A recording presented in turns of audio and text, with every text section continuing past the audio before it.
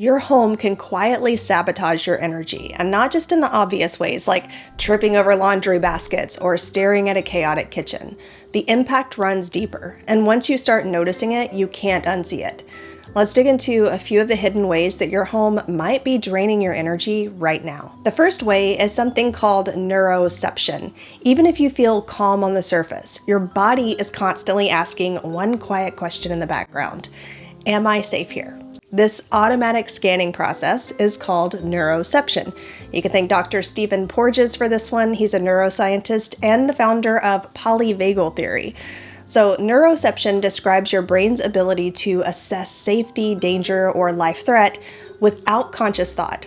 Unlike perception, which is deliberate, neuroception is subconscious. You don't decide how to feel in a space, your body just reacts. Your nervous system reads cues from your environment, things like lighting, noise, scents, clutter, and even the layout of a room, to determine whether it can relax or needs to stay alert. And here's the important part.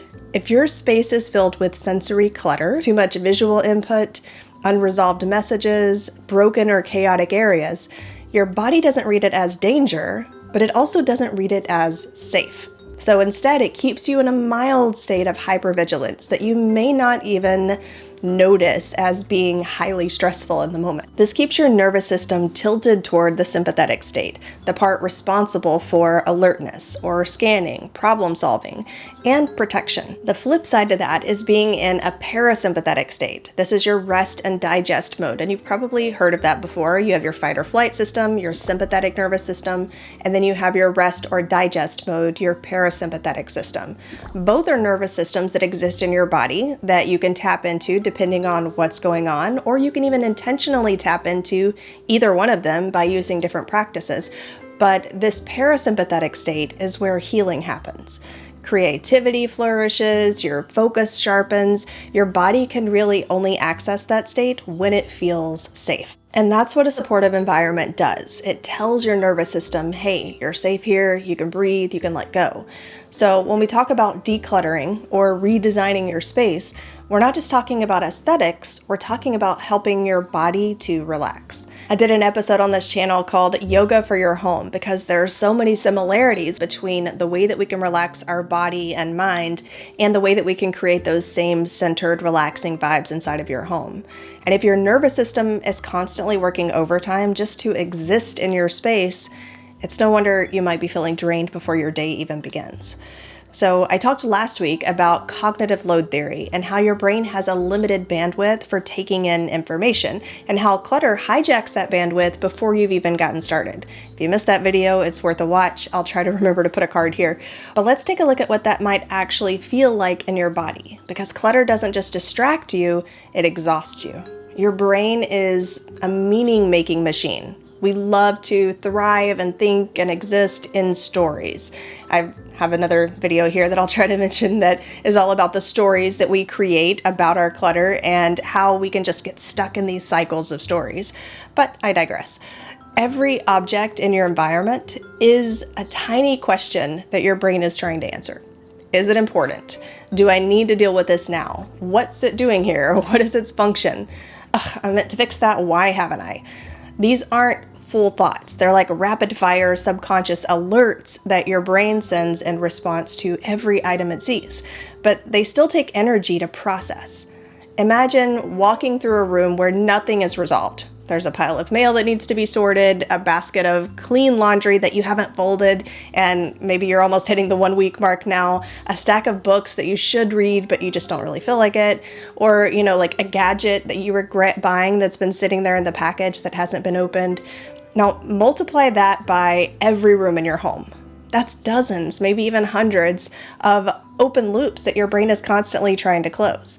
No wonder you feel depleted before you even make it to lunch. It's ambient noise. You might not even realize it's happening because the thoughts are coming and going so quickly, and it's not loud, it's not urgent, it's just persistent.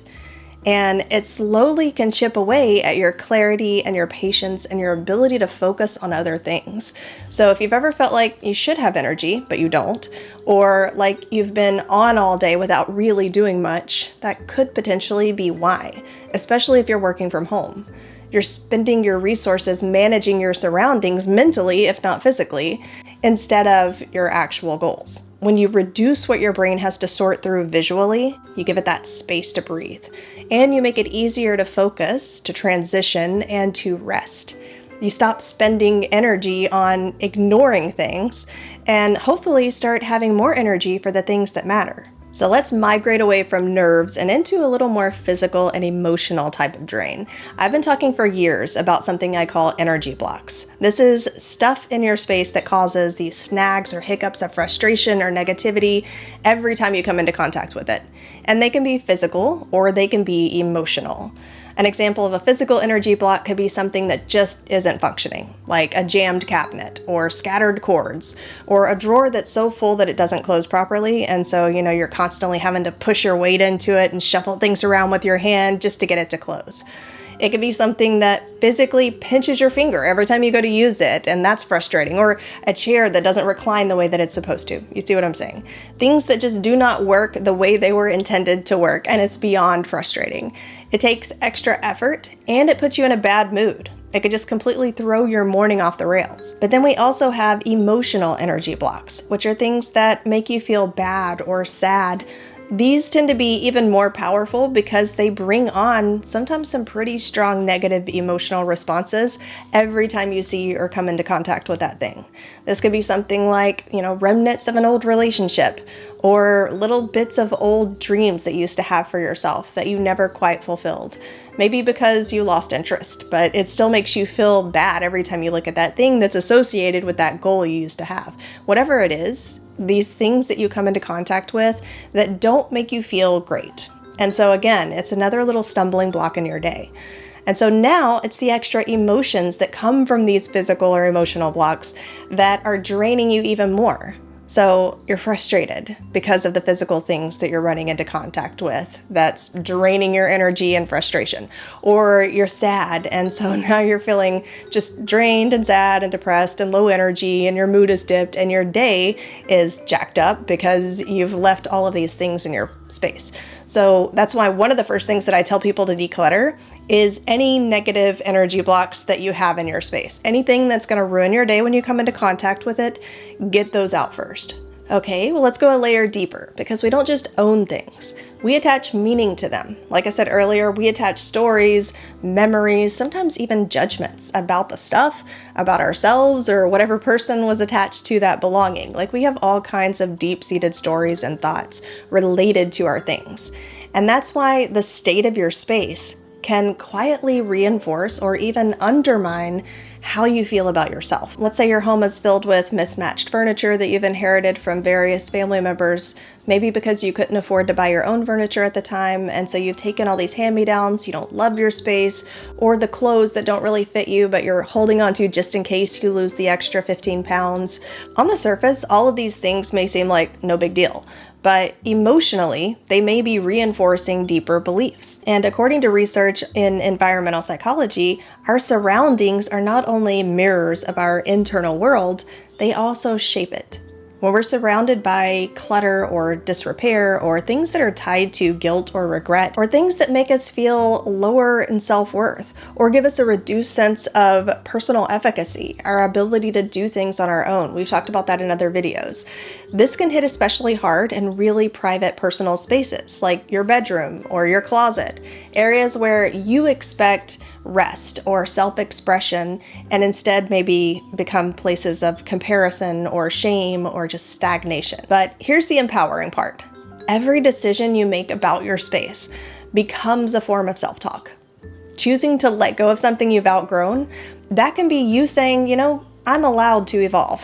This is where I am now, and that's okay. Upgrading a space to better fit your needs and your personality even, that can be you saying, I matter. Who I am matters and how I express myself matters, to me if to nobody else. And that's not to say anything negative about hand-me-downs. For some people, that's what they need at that point in time in their life.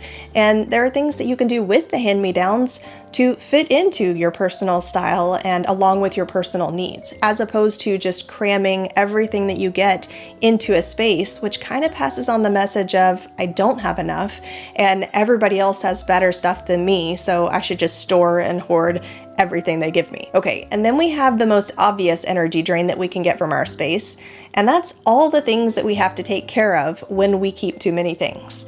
Even the most harmless seeming stuff in your home has a price, and it's usually paid in time, attention, and energy. That extra chair in the corner that you have to move every time you vacuum, like the basket of tangled cords that constantly nags at you and takes you an extra 10 minutes to find what you're actually looking for because you've chosen to hold on to a million cords that you don't even know the purpose of. Even the things that you don't use still take up mental space because your brain has to constantly decide whether to ignore, engage, or rearrange them. When we talk about clutter as a drain, it's not just about mess, it's really more about the constant background effort that is required to manage all of the excess. Whether that is mental effort on your body to physically take care of the things, emotional or energy effort. So if you think of it this way, if you're not actively using it, chances are it's using you. So as I've said before, your home can either drain you or refuel you. And of course, the first step is to ditch what's draining you. I've created a free workshop that teaches you how to declutter in a smarter, more holistic, gentle way that supports your energy and actually sticks. You can watch it using the link down in the description. And be sure to check back next week for our final episode on environmental design and the brain science behind clutter. I'll chat with you then.